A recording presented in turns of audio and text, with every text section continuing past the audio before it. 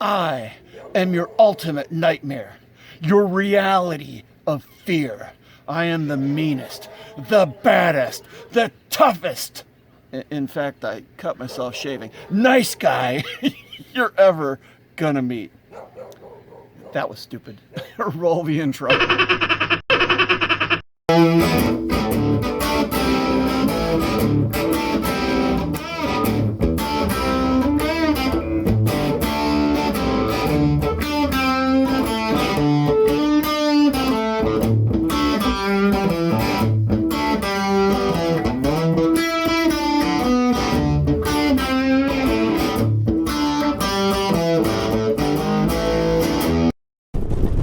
Well, hey, Moto Warriors.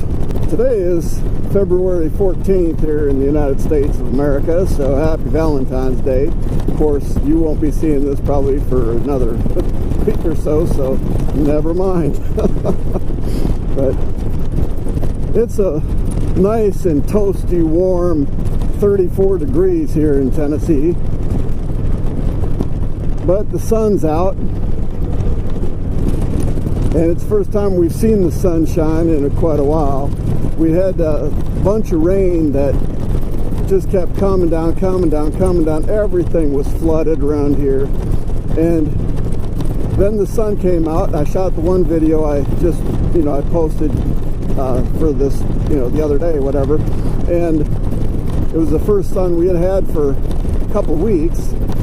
And then we got back to rain and flooding again, and this whole area around here, that was like, that's a 3 or 4 foot drop down there. You probably can't tell on camera, but that was all flooded out. That bridge, the water was up to the top of that bridge right there.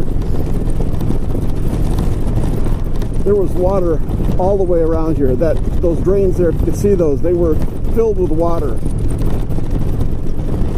The point of today's topic wasn't flooding.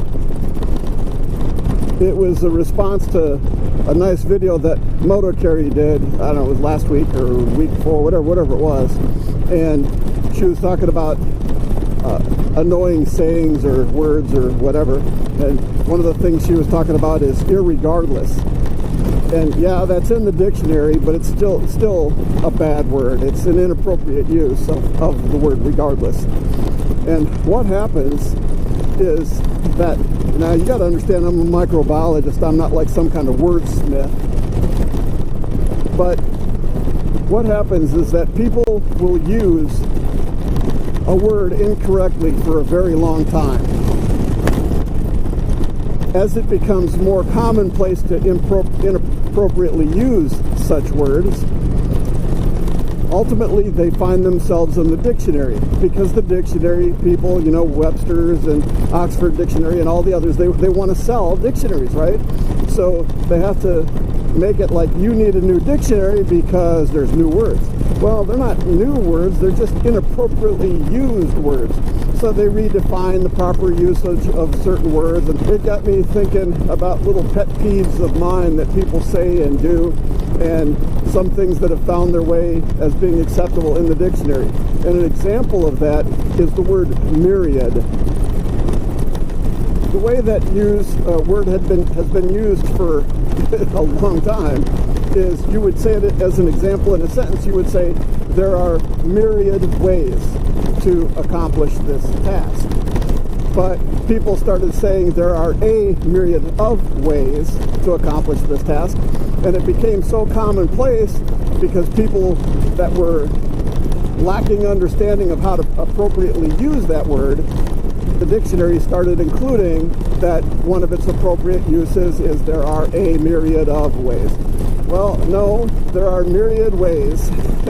And because people don't know how to appropriately use certain terminology or words, it gets accepted as, modern vernacular.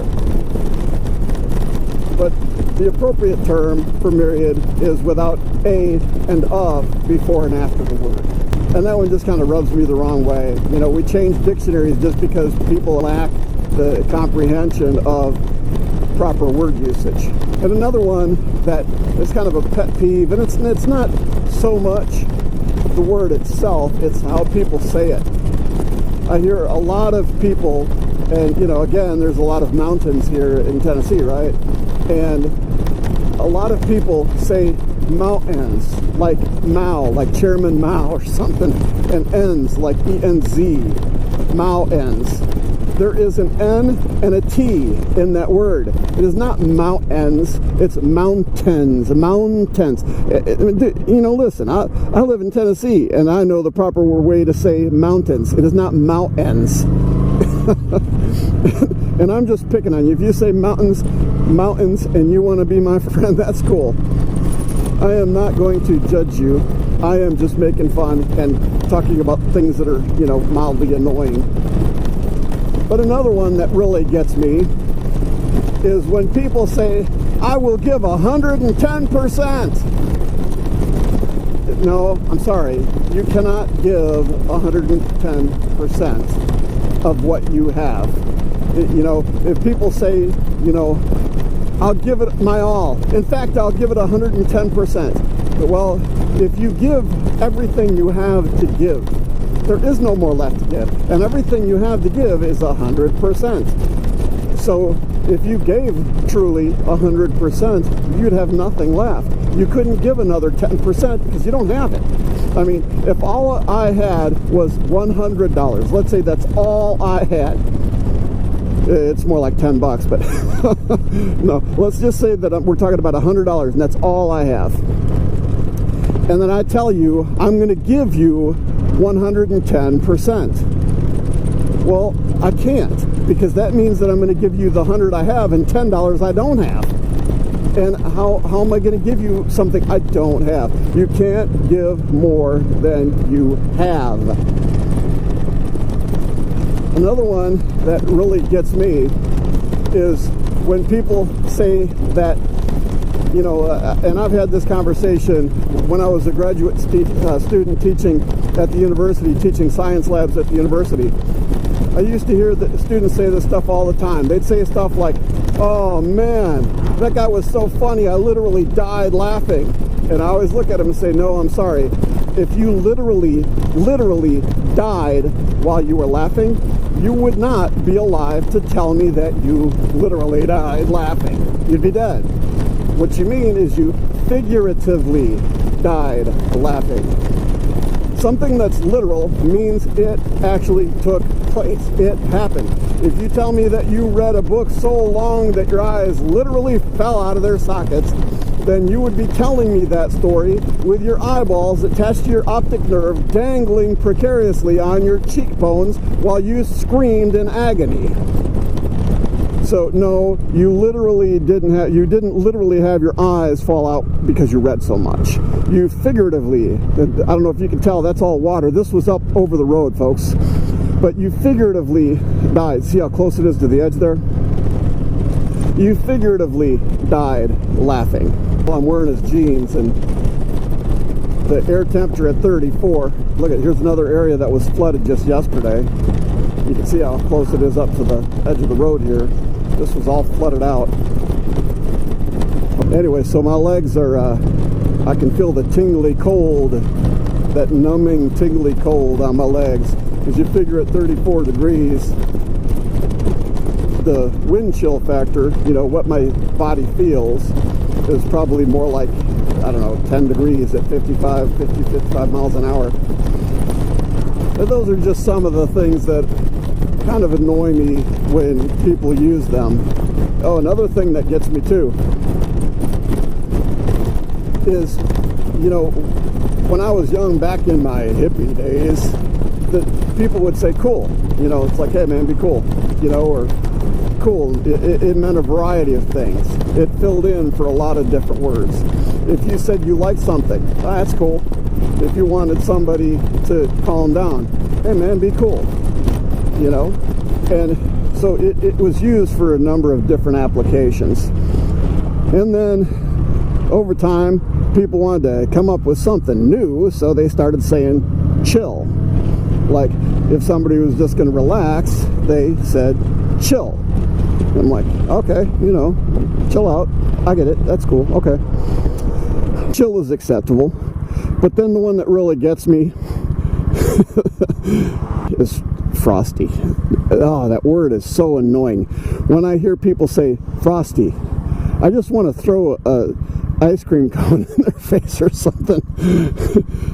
Figuratively, not literally. Yeah, the word frosty, it's like when people like, stay frosty. I don't know where that came from or what nutcase, started that. It probably started on some TV show. They were trying to come up with some new saying, and it's like, oh, that started on such and such a show, and whatever. And now look at us. Our show's famous because we started something that is completely accepted into modern, vernacular. And it's just annoying. Frosty. Stay frosty. And it's like, no, man, stay cool. Be cool. And if you are cool, you're cool no matter what. If you're cool, you are cool. You don't have to pretend you're cool. You don't have to fake that you're cool. You don't have to get tattoos to prove you're cool. You don't have to ride a Harley to be cool. You don't have to ride a sport bike or a super sport bike to prove you're cool. If you are cool, you are cool.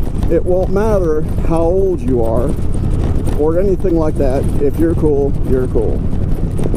So hey, be cool. Or if you're one of those people, be frosty, man. Be frosty. Alright, Moto Warriors. Whether you call me VV King or you call me David, that's fine by me. Just don't call me Frosty. Well, y'all know the drill, Moto Warriors. Live your life with the heart of a Viking warrior. And as I put on my Instagram page, believe in yourself before someone else tells you not to. Thanks for watching, Moto Warriors. Bye for now.